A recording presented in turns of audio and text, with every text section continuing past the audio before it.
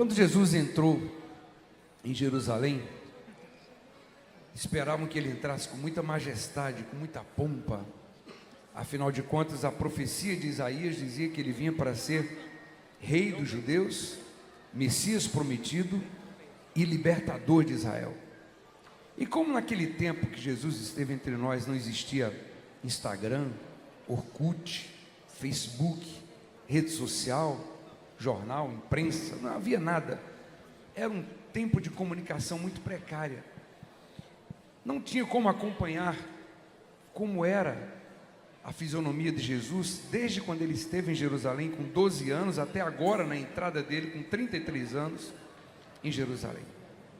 A fisionomia tinha mudado. Se Jesus entrasse sem ser anunciado, ninguém reconheceria. E era um ilustre desconhecido andando pela rua. Então os discípulos entraram para anunciar na cidade que Jesus estava chegando. Jesus para no jardim do Getsêmani e faz aquela oração que nós conhecemos muito bem, uma oração de angústia, em que tem hora que parece que ele vai desistir do plano, quando ele diz: Pai, se possível, passa de mim esse cálice. Mas ele se recompõe e imediatamente se corrige e fala: contanto que seja feita não a minha, mas a tua vontade. Enquanto isso, os discípulos estão anunciando que ele vai entrar. E depois que Jesus passa por aquele momento de agonia ali, ele manda que peguem um jumentinho. O povo está lá na cidade esperando a entrada do rei, esperando a entrada de um rei com majestade, com pompa, com uma carruagem talvez, um cavalo puro sangue, uma comitiva anunciando que ele ia entrar. Mas Jesus entra montado num jumentinho. A simplicidade dele naquela entrada foi tão grande, que os fariseus, que eram os homens mais conhecedores da palavra naquele tempo, se confundiram. Olharam para Jesus num jumentinho e disseram: rei? Montado num jumento? Não, não pode ser. É um impostor, um blasfemo, um mentiroso.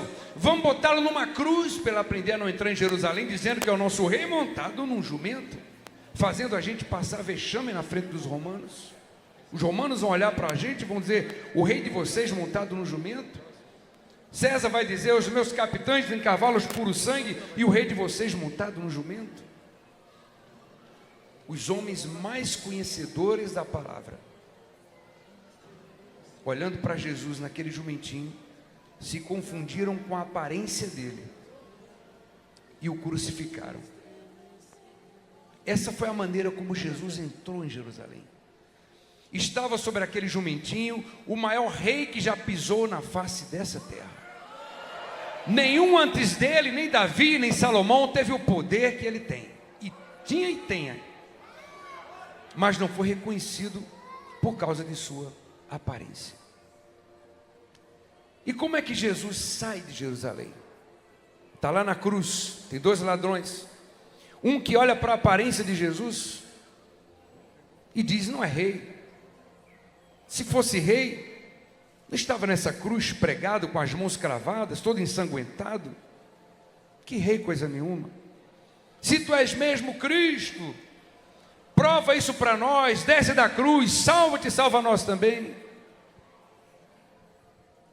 O outro ladrão, mais esperto, ficou calado, só observou. Percebeu que Jesus estava sendo escorraçado, açoitado, massacrado, cuspido, empurrado, e não reclamava de nada. E o que estava escrito sobre Jesus, lá no capítulo 53 de Isaías? Como um cordeiro mudo foi levado ao matadouro, e diante dos seus tosqueadores, ele não abriu a sua boca. Era exatamente assim que Jesus estava. E o ladrão reconheceu isso.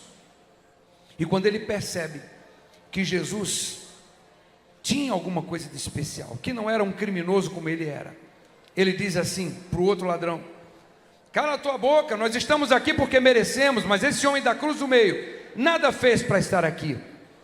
E olhando para Jesus, ele diz: Senhor, lembra-te de mim quando entrares no teu reino.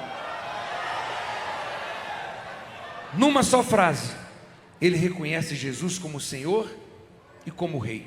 O que tem de especial nesse reconhecimento é que na cruz, Jesus não parecia nem Senhor e nem Rei.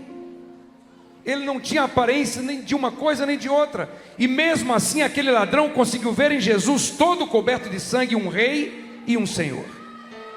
E Jesus, na mesma hora, olhando para aquele moço, percebeu que havia nele um discernimento que durante 3 anos ele tentou ensinar para os próprios discípulos, e eles não aprenderam. E aquele simples ladrão deu uma lição de discernimento naquele momento, porque ele não se deixou enganar pela aparência. E Jesus, olhando para ele, diz: filho, ainda hoje estarás comigo no paraíso.